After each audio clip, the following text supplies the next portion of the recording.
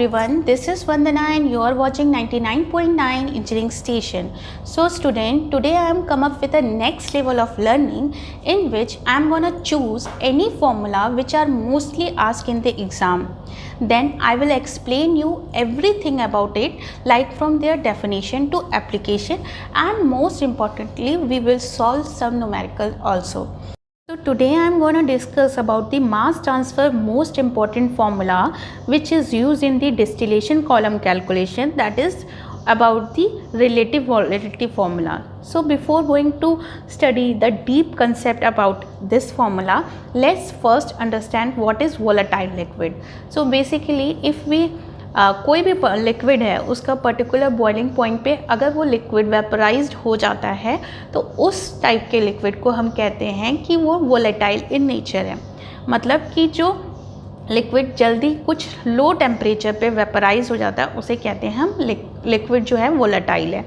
अब जो वोलेटाइल है उसका बॉइलिंग पॉइंट, वोलेटाइल लिक्विड जो होता है उसका बॉइलिंग पॉइंट लो होता है। अगर हम वोलेटिलिटी की बात करें तो ये एक तरीके का रेशियो है partial pressure upon mole fraction के, इसकी फॉर्मूला के बारे में हो गया। अब हम बात करते हैं कि आज हम इस टॉपिक में क्या क्या पढ़ने वाले हैं। तो रिलेटिव वोलेटिलिटी में हम इसकी डेफिनेशन देखेंगे, फॉर्मूला देखेंगे, यूनिट्स और वैल्यू देखेंगे, एप्लीकेशन देखेंगे, फैक्टर अफेक्टिंग देखेंगे कि रिलेटिव वोलेटिलिटी को कैसे फैक्टर ग्राफ में हम देखेंगे और एक न्यूमेरिकल करेंगे। तो स्टार्ट करते हैं हम रिलेटिव वोलेटिलिटी की डेफिनेशन से। So basically it is the ratio of concentration ratio of A and B in one phase to that of in the other phase and it is the measure of stability। इसका मतलब क्या हो गया, अगर आप formula भी साथ में देखेंगे तो ये एक तरीके का बेसिकली हम जो अल्फ़ा को, यहाँ पे आप फॉर्मूले में आ जाइए, आप फॉर्मूले में देखिए कि अल्फ़ा जो है रिलेटिव वोलेटिलिटी को हम शो कर रहे हैं। तो रिलेटिव वोलेटिलिटी ए बी लिख रहे हैं। यहाँ पे हम मान रहे हैं कि ए जो है वो मोर वोलेटाइल है और बी जो है लेस वोलेटाइल है।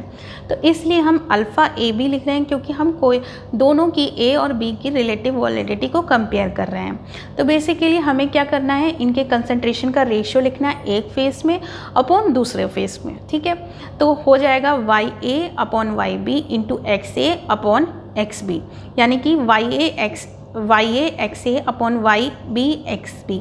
ठीक है, अब जो यहाँ जो होता है हम वेपर फेज़ को ऊपर न्यूमरेटर में ले रहे हैं, डिनोमिनेटर में हम लोग ले रहे हैं लिक्विड फेज़ को। ठीक, अब जो मोल फ्रैक्शन होता है उसको हम लिख सकते हैं, जैसे मोल फ्रैक्शन वाई ए का हम लिखें, वाई बी का लिखेंगे तो क्या होगा, वाई वेपर फेस में लिखेंगे तो Y A plus Y B is equal to 1 के बराबर होता है। तो बेसिकली हम इसको जो डिनोमिनेटर है ये इंटू का साइन है। ठीक है, आप फॉर्मूले में थोड़ा करेक्ट कर लीजिएगा, इंटू का साइन है। तो क्या करेंगे हम लोग, उसकी वैल्यू रख रहे हैं तो 1 माइनस वाई ए हो जाएगा, 1 माइनस एक्स ए हो जाएगा।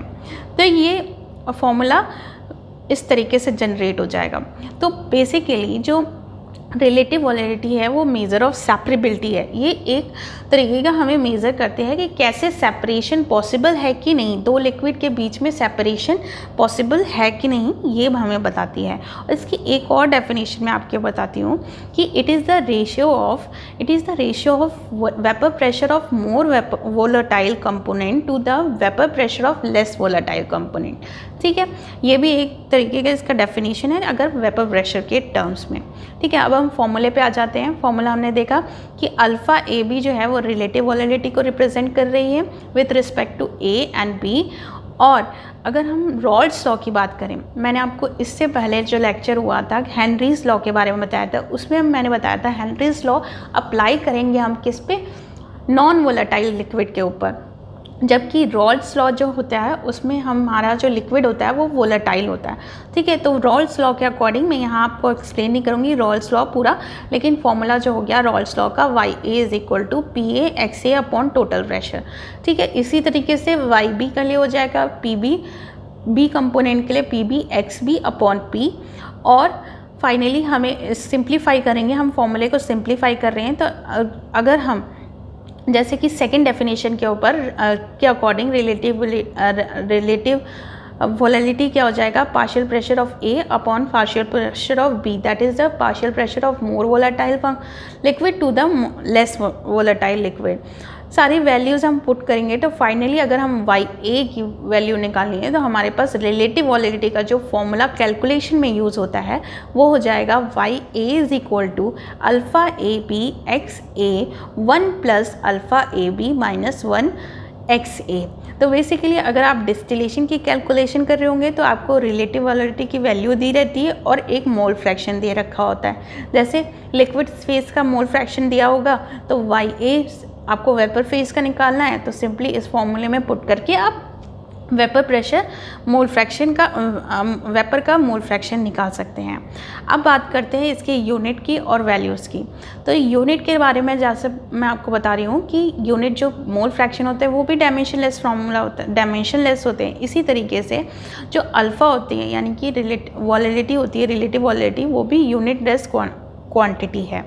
और व्हेन जब वॉलेटिलिटी को बोथ की कंपोनेंट आर इक्वल, मतलब कि बोथ जब अल्फ़ा की वैल्यू 1 होगी मींस क्या होगा, separation of the two by distillation would be impossible. मतलब कि दो लिक्विड का सेपरेशन इम्पॉसिबल होगा विथ डिस्टिलेशन कॉलम। मतलब कि अल्फ़ा की वैल्यू 1 नहीं होनी चाहिए अगर आप लिक्विड का सेपरेट करना चाहते हैं। तो इस कंडीशन में लिक्विड जो है become composition of liquid and vapour phase are same, क्योंकि क्या हो जाता है, जो कंपोजिशन हो जाता है लिक्विड और वेपर फेस का वो सेम हो जाता है, उसको कहते हैं एजियोट्रॉप। एजियोट्रॉप के बारे में भी मैं आपको नेक्स्ट लेक्चर में बताऊंगी।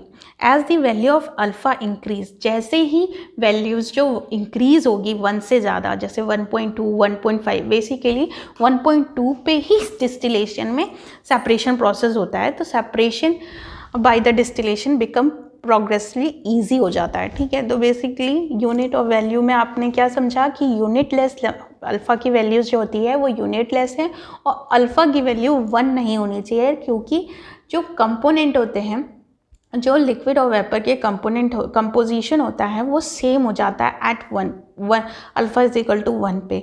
तो उसको सेपरेट करना बहुत मुश्किल हो जाता है। तो हमेशा जो वैल्यू है अल्फ़ा की वो ज़्यादा ही होनी चाहिए। अब बात करते हैं हम रिलेटिव वॉलेटिलिटी के एप्लीकेशन की। तो बेसिकली ये relative volatility is use in the design of all type of distillation process as well as the separation or absorption process that involves the contacting of vapor and liquid phase in the series of equilibrium stage। देखिए बहुत important बात इन्होंने कही है कि जो ये relative volatility जो कंसेप्ट है वो यूज़ होता है कि इसमें डिस्टिलेशन, बहुत ही ज़्यादा डिस्टिलेशन प्रोसेस डिज़ाइनिंग में यूज़ होता है और एब्जॉर्प्शन में यूज़ होता है, जिसमें क्योंकि ये दोनों ही प्रोसेस में क्या हो रहा है, वेपर और लिक्विड फेस जो है एक दूसरे के कांटेक्ट में आ रहे हैं, मिक्स्ड हैं और वो इक्विलिब्रियम स्टेज में है, मतलब कि एकदम इक्विलिब्रियम स्टेज में है, तभी हम उसको सेपरेट करने के लिए रिलेटिव वॉलेटिलिटी का कंसेप्ट यूज़ कर रहे हैं। अब नेक्स्ट आ जाता है relative volatility are not used in the separation और absorption process that involves component reacting with each other. अगर अब जैसे मैंने बताया कि दो कंपोनेंट अगर मिक्स हैं, एक दूसरे में मिले हुए हैं, तो हम रिलेटिव वॉलेटिलिटी का कंसेप्ट यूज़ कर रहे हैं क्योंकि हम उसको सेपरेट कर सकते हैं। लेकिन अगर उनके बीच में, दो कंपोनेंट के बीच में रिएक्शन टेक प्लेस हो रही है तो हम नहीं यूज़ करेंगे, क्योंकि वो सेपरेट नहीं होंगे, क्योंकि वो दूसरे प्रोडक्ट फॉर्म कर लेंगे। For example the absorption of gaseous carbon dioxide in the aqueous solution of sodium hydroxide. ठीक है, ये इसका एग्जाम्पल हो गया। अब जैसे कि आपको मैंने बताया, ये ग्राफ देख लेते हैं कि ये है mole fraction of the component, light component in the liquid phase, और ये है mole fraction of the light component in the vapour face. ये दो चीज़ों के बीच में ग्राफ है, वेपर फेस और लिक्विड फेस के बारे में। ठीक है, अब ये जो स्ट्रेट लाइन, जो मिडिल लाइन जा रही है ग्राफ में, वो अल्फ़ा इज इक्वल टू 1 है, मीन्स कि दोनों ही एट इक्विलिब्रियम है, दोनों के कंपोजिशन जो है वेपर और लिक्विड फेस के सेम है। तो मैंने क्या बताया कि जैसे जैसे अल्फ़ा का वैल्यू बढ़ेगा वैसे वैसे सेपरेशन पॉसिबल होगी। देखिए सेकंड ग्राफ देखिए, थोड़ा सा डाइवर्टेड है, ठीक है, पॉजिटिव साइड में डाइवर्टेड है, मीन्स कि ये कर्व टाइप बना रहा है। तो ये इसका मतलब ये हुआ कि जैसे जैसे थर्ड वाले ग्राफ में ईजिली सेपरेशन होगा, क्योंकि उसमें स्ट्रिक्ट वैल्यू जो है बहुत ही ज़्यादा होगी, अल्फ़ा समथिंग होगी। जैसे ये मान लिया हमने अल्फ़ा इज इक्वल टू 1 है, ये अल्फ़ा इज इक्वल टू 2 है सेकेंड वाला ग्राफ, और थर्ड वाला अल्फ़ा इज इक्वल टू 1.5 है। तो इस तरीके से सेपरेशन ईजिली होगा। तो ये जो फिगर था वेपर लिक्विड इक्विलिब्रियम फिगर था फॉर बाइनरी मिक्सचर। अब बाइनरी मिक्सचर किसे कहते हैं, कंसेप्ट आया है तो बता दूँ, जिसमें दो बाइनरी मतलब टू, तो यहाँ पे टू कंपोनेंट्स को हम यूज़ कर रहे हैं, इसलिए बाइनरी मिक्सचर कहा जा रहा है। तो फॉर्मूला हमारा यही था रिलेटिव वॉलेटिलिटी का, क्या था, y is equal to alpha X plus upon 1 plus alpha minus 1 X. ठीक है, अब इन्होंने ग्राफ को मैं आपको इनके अकॉर्डिंग बता देती हूँ कि the difference y and x determine the amount of separation that can be achieved on this stage. Large relative volatility implies large difference in boiling point. जो large relative volatility implies क्या कर रहा है, large boiling point difference का दिखा रहा है, और easy to separate. Close boiling point implies relative volatility close to unity as shown in the qualitatively. ठीक है, तो यही बता रहे हैं कि जो 1 के करीब है उसको सेपरेट करना, जो ग्राफ 1 के करीब है उसको सेपरेट करना मुश्किल है as compare to the far 1। ठीक है, तो ये ग्राफ के थ्रू मैंने बता दिया। अब हम इस पे बेस्ड एक न्यूमेरिकल कर लेते हैं कि गिवन है डाटा, वो आपको मैं यहीं पे बता दे रही हूँ कि calculate the relative volatility for the benzene tolerance system eight 85 degree centigrade and 105 degree centigrade. ठीक है, 85 डिग्री सेंटीग्रेड पे हमें जो गिवन है पार्शियल प्रेशर, तो बेसिकली एक और मैंने डेफिनेशन बताई हुई थी कि अगर हमें मोल फ्रैक्शन नहीं गिवन है, पार्शियल फ्रैक्शन दे रखा है, तो हम सेकंड वाली डेफिनेशन यूज़ करेंगे, that is the ratio of, it is the ratio of partial pressure of more volatile component to the partial pressure of less volatile component। तो simply हमने value हमें given है दैट इज़ 116.9 अपॉन 46.0, तो यहाँ से हमें relative volatility 2.54 मिल गई है। देखिए ये 1 से बहुत ज़्यादा है, तो ये ईजिली सेपरेबल है, मतलब बेंजीन और टॉलिन जो है ईजिली सेपरेबल है।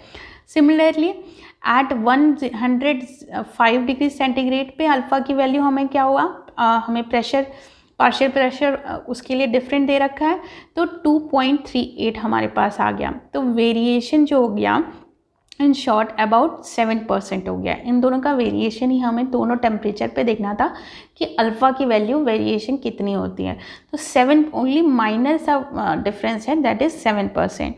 तो आई होप कि आपको समझ में आया होगा कि रिलेटिव वॉलेटिलिटी हमने यहाँ पे डिफ़ाइन की, फॉर्मूला हमने देख लिया, उसकी वैल्यूज़ देख ली कि ये यूनिट देख लिया कि ये यूनिटलेस क्वांटिटी है, और हमने किस तरीके से ग्राफ में देख लिया कि कैसे अफेक्ट करता है ये, और सिंपली हमने एक न्यूमेरिकल कर लिया। आई होप आपको समझ में आया होगा। अगर आपको मेरा लेक्चर पसंद आ रहा है तो प्लीज़ लाइक करिए। ये कंसेप्ट समझ में आ रहा है कि किस तरीके से मैं एक फॉर्मूले को लेकर आपको उसके बारे में सब कुछ बता रही हूँ, उसके डेफिनेशन से लेके एक न्यूमेरिकल तक करा रही हूँ। अगर आपको ये मेरा मेथड समझाने का पसंद आ रहा होगा तो प्लीज़ लाइक करिए, अपने दोस्तों के साथ शेयर करिए, लाइक करिए, शेयर करिए और मेरे चैनल को सब्सक्राइब करिए। Thank you very much.